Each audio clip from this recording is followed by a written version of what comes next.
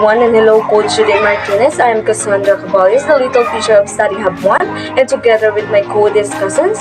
And for today's lesson, we will going to discuss about learner-centered psychological principles. Here are the following topics to discuss. Topic 1, we have the cognitive and metacognitive factors. For topic 2, we have the motivational and affective factors. For topic 3, we have the developmental and social factors.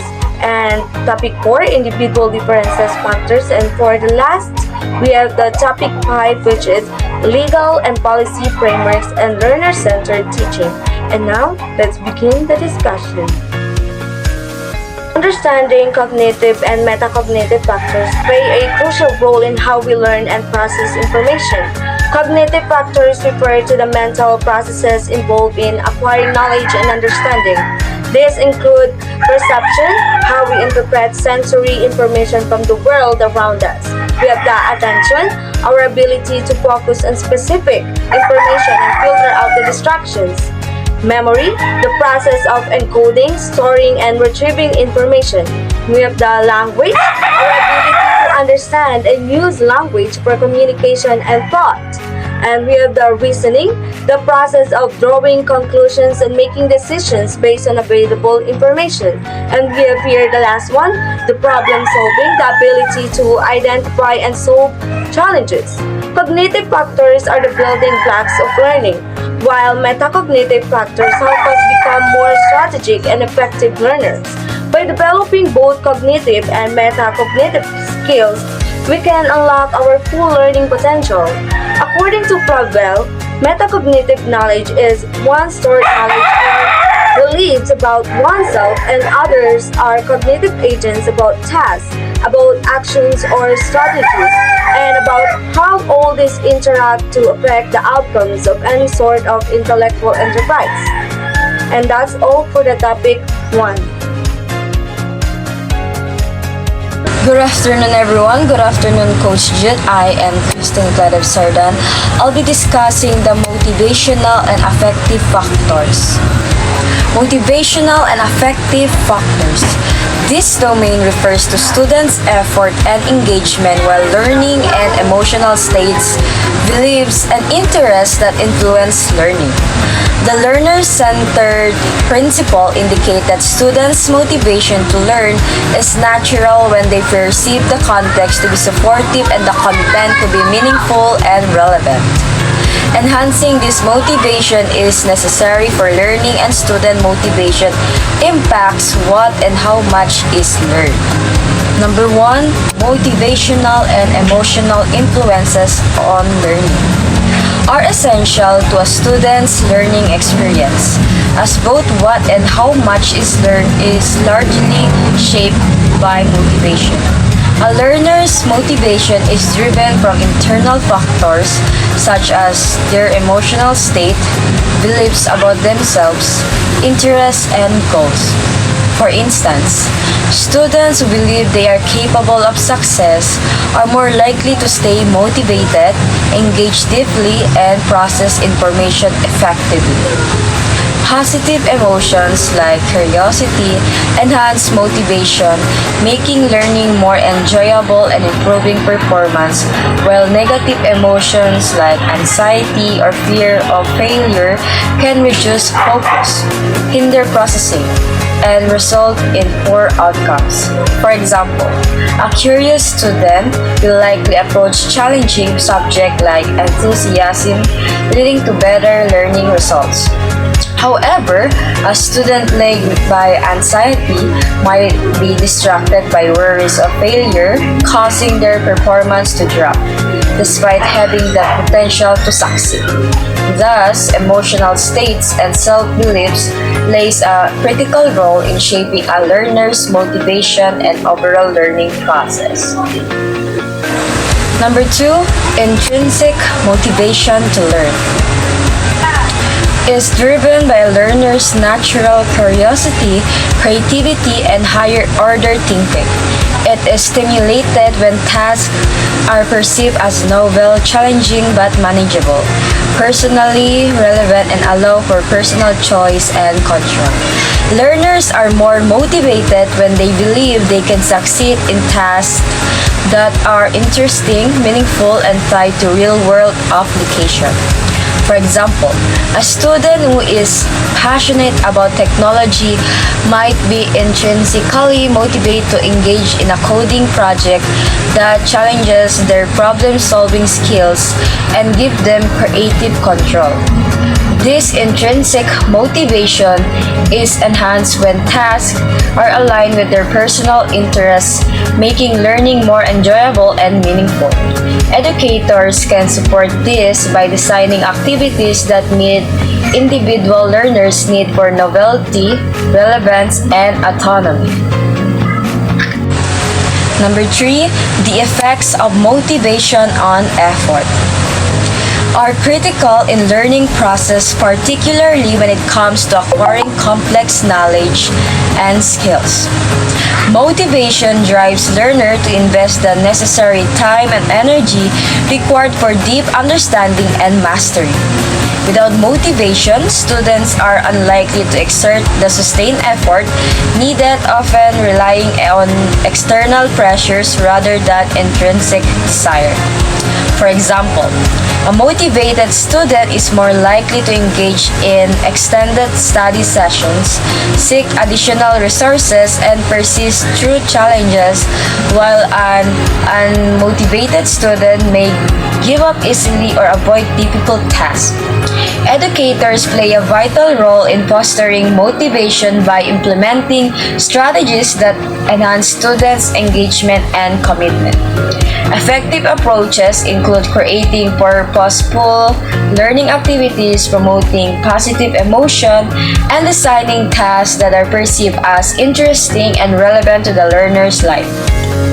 By cultivating an environment that supports motivation, educators can help students invest greater effort and achieve higher standard of comprehension and understanding.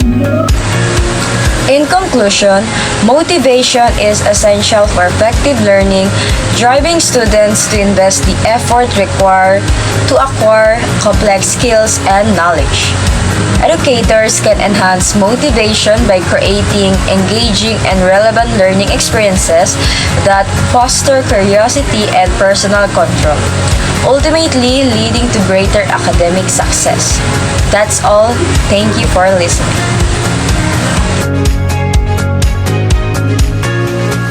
Good day to each and everyone.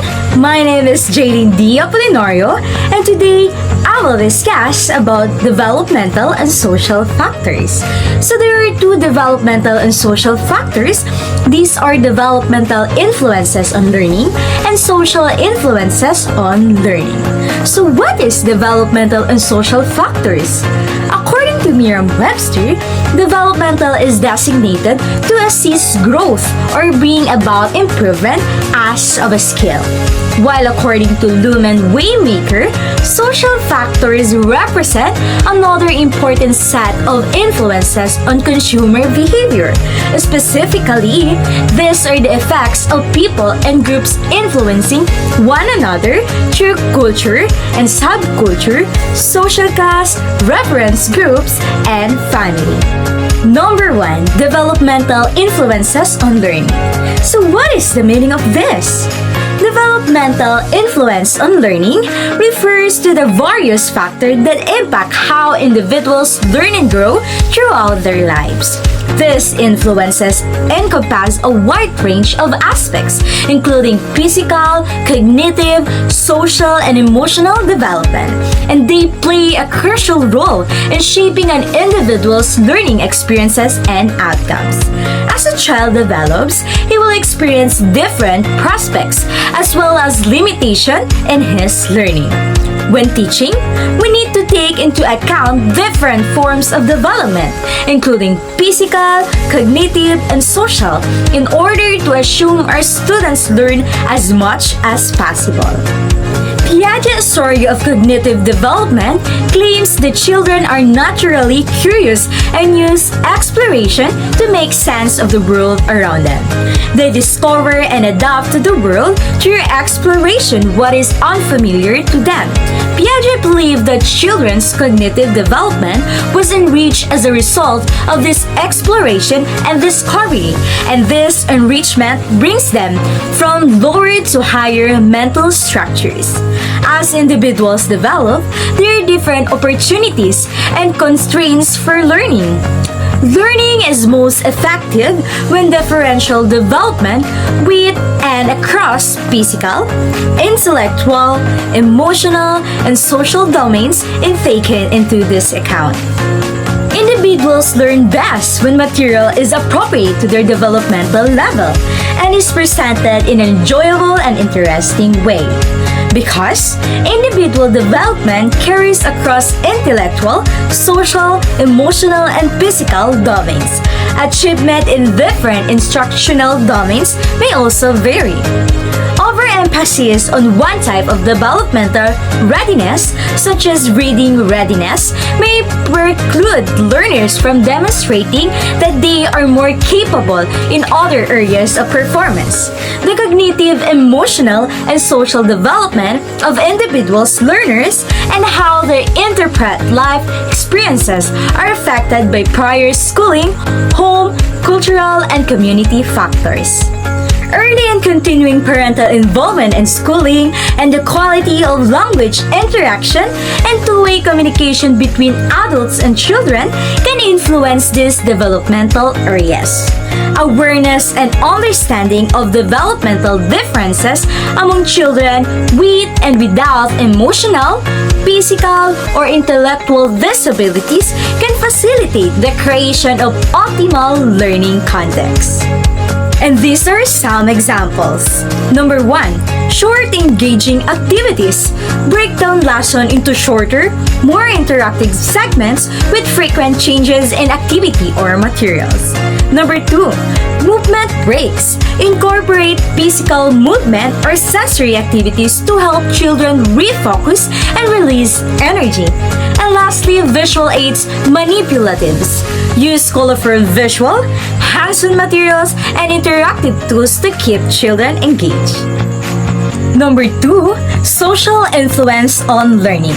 So according to TIDOffline.com, the social environment influences learning by creating a language environment and an experience environment which stimulate the mind to grow and by systematically rewarding a child for learning.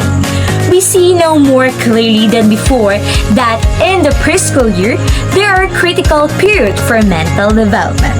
Learning is influenced by social interaction, interpersonal relation, and communication with others. Learning can be enhanced when the learner has an opportunity to interact and to collaborate with others on instructional tasks.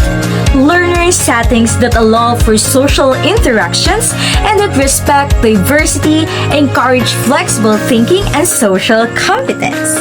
In interactive and collaborative instructional contexts, individuals have an opportunity for social and moral development, as well as self-esteem. Quality personal relationships that provide stability, trust, and caring can increase learners' sense of belonging, self-respect, and self-acceptance, and provide a positive climate for learning. Family influences positive interpersonal support and instruction and self-motivation strategy can offset factor interfere with optimal learners such as negative beliefs about competence in a particular subject, high levels of tax, anxiety, negative sex roles expectation, and pressure to perform well. Perspective taking and reflective thinking that may lead to higher levels of cognitive positive learning climates can also help to establish the context for healthier levels of thinking, feelings, and behaving.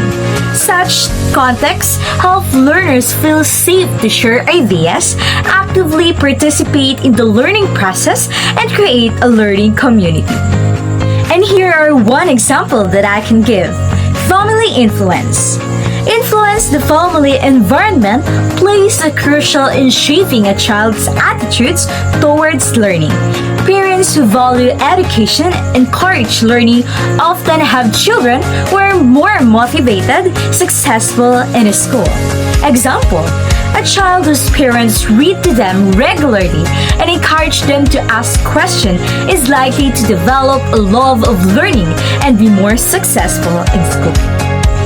For you to better understand my lessons, now I will give you keynotes. So, developmental influences on learning refer to how a person's physical, cognitive, social, and emotional growth affect their ability to learn.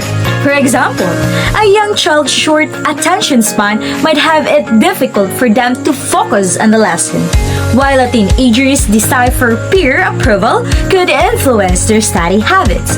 So educator must understand these developmental stages to create effective learning environments. Lastly, the social influence on learning are the way in which interaction with others shape how we learn. This can be a positive, like a supportive family encouraging education, or negative, like a peer pressure to skip school. Social media, classroom culture, and cultural values also play a role.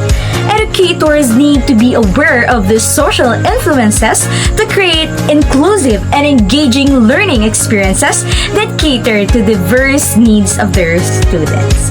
So that would be all for my lesson, and I hope you've learned something from this. Thank you.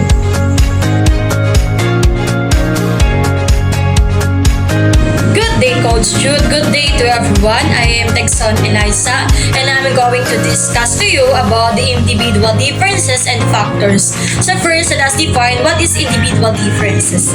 Individual differences are a kind of variation that exists among individuals in various forms like psychological, physical, and behavioral characteristics, personal characteristics, cognitive, and emotional components. For example, one individual may be extrovert, creative, and may have logical thinking abilities. On the other hand, one individual may be an introvert and may have analytical thinking. So, according to Trevor James, defines individual differences as the variations in mental or physical traits that occur in a person compared to the average of their group. Another by Carter V. Good describes individual differences as variations in one or more traits that collectively make each person unique compared to others.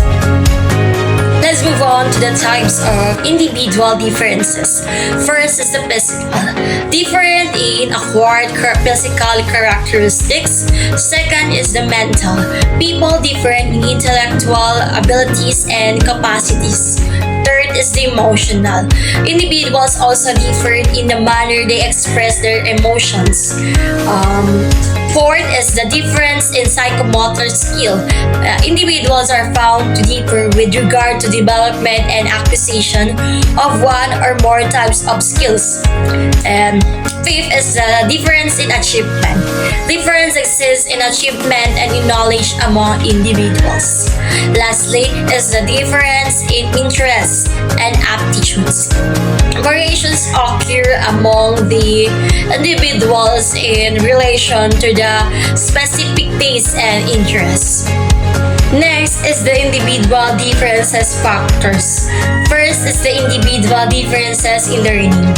Learners have different strategies, approaches, and capabilities for learning that are function of prior experience and heredity.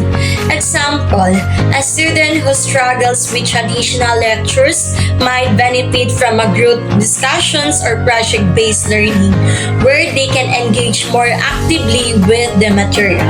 Second is the learning diversity. Learning is most effective when differences in learners, linguistic, cultural, and social background are taken into account. Example, in a class with students from different cultural backgrounds, and teacher might incorporate examples and references from those cultures into lessons, making learning more relevant and inclusive. Next is standard and assessment. Setting appropriately high and challenging standards and assessing the learners as well as learning progress, including diagnostic process and outcome assessment are integral parts of the learning process. Example, a teacher sets challenging goals and regularly quizzes students to check their understanding, adjusting lesson based on the result. So, okay. Another is the factors affecting individual differences. Difference come from heredity. Traits passed down from parents affect physical features like height and hair, color, as well as intelligence. Next is the environment surroundings and social influence, including culture and traditions, shape behavior, attitudes, and personality. Another, race and nationality. Different races and nationalities can lead to variations in behavior and traits. Sex. Men and women have distinct strengths. Men may be stronger mentally, while women often excel in memory, language, and emotional management. Age. Age impacts learning and maturity. As people grow older, they usually develop better social skills and emotional control. And lastly is the education greatly influences individual differences. Educated and uneducated people often behave differently as education shapes social, emotional, and intellectual traits. So, the role of schools in meeting the individual differences. So first is the proper knowledge of the individuals. Potentialities. Second is the ability groping. Third is the adjusting curriculum. And the fourth is the adjusting the method of teaching method style.